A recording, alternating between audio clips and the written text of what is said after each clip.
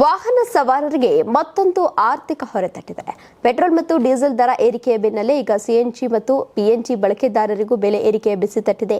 ಮಹಾನಗರ gas limited ಸಂಸ್ಥೆಯು CNG ದರವನ್ನು ಪ್ರತಿ ಕೆಜಿಗೆ ₹2 ಹೆಚ್ಚಿಸಿದ್ದು, ಮುಂಬೈ ಸೇರಿದಂತೆ ಹಲವು ಭಾಗಗಳಲ್ಲಿ ವಾಹನ ಸವಾರರು ಕಂಗಾಲಾಗಿದ್ದಾರೆ. ಪರಿಷ್ಕೃತ ದರದ ಪ್ರಕಾರ ಸಿಎನ್ಜಿ ಬೆಲೆ ಈಗ ಪ್ರತಿ ಕೆಜಿಗೆ ₹86 ಏರಿಕೆಯಾಗಿದೆ. ಕೇವಲ ವಾಹನಗಳಿಗೆ ಮಾತ್ರವಲ್ಲದೆ ಗೃಹ ಬಳಕೆಯ ಪೈಪ್ಡ್ ನ್ಯಾಚುರಲ್ ಗ್ಯಾಸ್ ಅಂದರೆ ಪಿಎನ್ಜಿ ದರವನ್ನು ಕೂಡ ಪ್ರತಿ ಕ್ಯೂಬಿಕ್ ಮೀಟರ್ಗೆ 50 ಪೈಸೆ ಹೆಚ್ಚಿಸಲಾಗಿದೆ. ನೀವು ಸಣ್ಣ ಆಗಬೇಕಲ್ವಾ? ಅದು ಒಂದು ಉತ್ತಮ ಆಹಾರದಿಂದ ಸಣ್ಣ ಆಗಬೇಕಲ್ವಾ? ಪ್ರತಿದಿನ ನಮ್ಮ ಜೀನಿ ಸ್ಲಿಮ್ನ ಯೂಸ್ ಮಾಡಿ ಯಾವುದೇ ಸೈಡ್ ಎಫೆಕ್ಟ್ ಇಲ್ದಂಗೆ ನೀವು ಸಣ್ಣ ಆಗ್ತೀರಾ.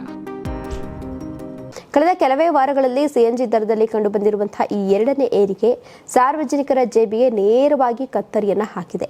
ಈ ಏರಿಕೆಯು ಕೇವಲ ಮುಂಬೈಗೆ ಮಾತ್ರವಲ್ಲದೆ ಕರ್ನಾಟಕದ ಚಿತ್ರದುರ್ಗ ಮತ್ತು ದಾವಣಗೆರೆ ಸೇರಿದಂತೆ ಮಹಾನಗರ ಗ್ಯಾಸ್ ಲಿಮಿಟೆಡ್ ಅನಿಲ ಪೂರೈಕೆ ಮಾಡುವ ಎಲ್ಲಾ ಪ್ರದೇಶಗಳಿಗೂ ಅನ್ವಯವಾಗಲಿದೆ.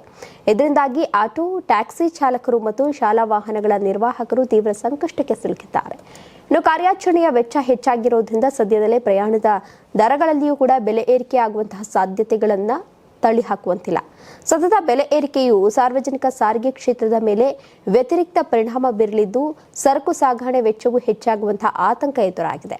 ಈ ಬೆಲೆ ಏರಿಕೆ ಮುಂದಿನ ದಿನಗಳಲ್ಲಿ ಸಾರಿಗೆ ದರಗಳ ಮೇಲೂ ಪರಿಣಾಮ ಬೀರುತ್ತದೆಯೇ ಎಂಬುದನ್ನು ಕಾದು ನೋಡಬೇಕಿದೆ.